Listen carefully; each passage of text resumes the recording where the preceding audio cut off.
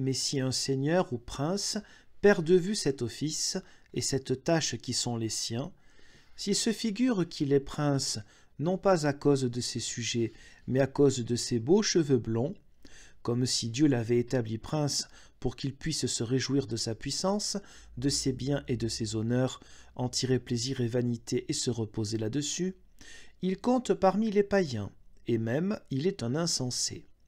Car un tel prince commencerait volontiers la guerre pour une noix creuse et n'aurait rien d'autre en vue que de savoir comment assouvir son caprice. Or, Dieu résiste à un tel homme, en ce sens que d'autres aussi ont des poings, et qu'au-delà de la montagne, il y a également des hommes, et c'est ainsi qu'un glaive maintient l'autre au fourreau. Mais un prince sensé ne regarde pas à lui-même, il lui suffit que ses sujets soient soumis. Si ses ennemis ou ses voisins trépignent et deviennent si arrogants qu'ils multiplient les propos méchants, il pense alors « Les insensés jasent toujours davantage que les sages. Il entre beaucoup de mots dans un sac. » Et par le silence, on répond à bien des propos. C'est pourquoi il n'en fait pas beaucoup de cas jusqu'au moment où il voit qu'on attaque ses sujets et où le couteau est effectivement tiré. Il se défend alors autant qu'il peut et qu'il doit. Autrement, si c'est un tel poltron qu'il veuille saisir au vol tous les mots pour y chercher des prétextes, il court après le vent pour le prendre avec le manteau. Mais ce qu'il en retirera comme repos et profit, fais-le lui confesser et tu l'apprendras alors. C'est là la première partie de ce point.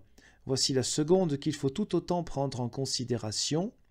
Même si tu es sûr et certain que ce n'est pas toi qui commences, mais que tu es forcé de faire la guerre, tu dois cependant craindre Dieu et prendre garde et ne pas t'exclamer « Mais je suis forcé, j'ai une bonne raison pour faire la guerre ». Si tu veux t'appuyer là-dessus et te jeter dans la guerre témérairement, cela aussi n'est pas sérieux. C'est vrai, tu as une bonne raison de faire la guerre et de te défendre, mais avec cela, tu n'as pas encore reçu de Dieu l'assurance absolue que tu gagneras. Au contraire, une telle présomption pourrait fort bien te valoir la défaite, bien que tu aies une raison valable de faire la guerre, et cela parce que Dieu ne saurait tolérer ni orgueil ni présomption, sauf si quelqu'un s'humilie devant lui et le craint. Certes, il lui plaît qu'on n'ait pas peur des hommes et du diable, qu'en face d'eux on soit hardi et hautain, courageux et inflexible, si ce sont eux qui commencent et qui ont tort.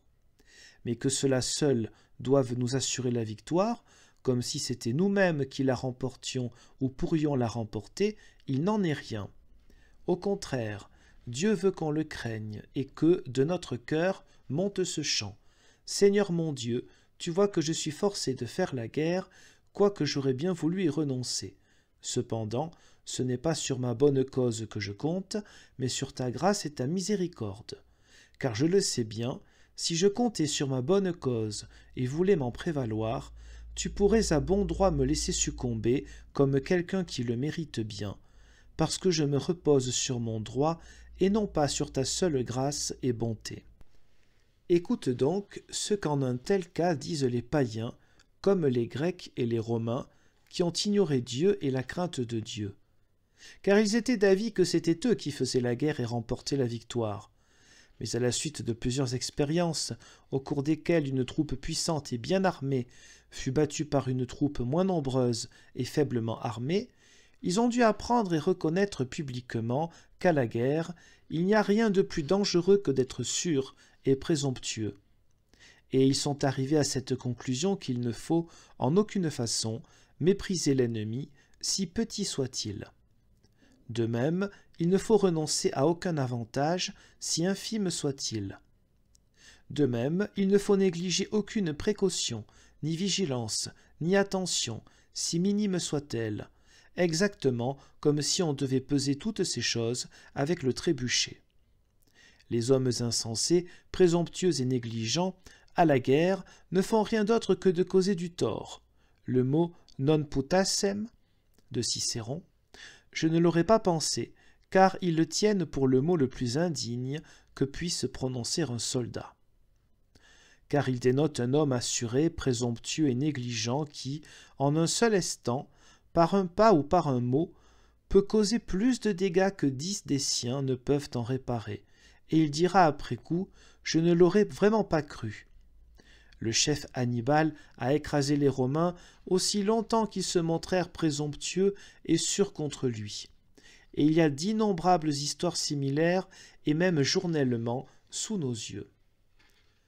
Or, les païens, qui en ont fait l'expérience et l'ont enseigné, n'ont pas su en montrer la raison et la cause autrement qu'en l'attribuant à la fortune, devant laquelle d'ailleurs ils se sentaient pleins de crainte.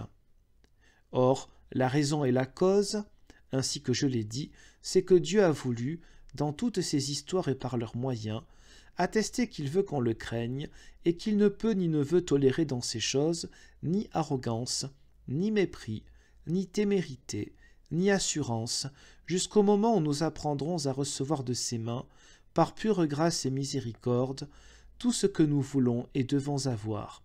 C'est pourquoi c'est là une chose étrange, un soldat qui a une juste cause doit être à la fois courageux et craintif.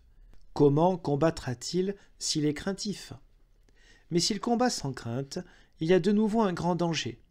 Voici ce qu'il doit faire.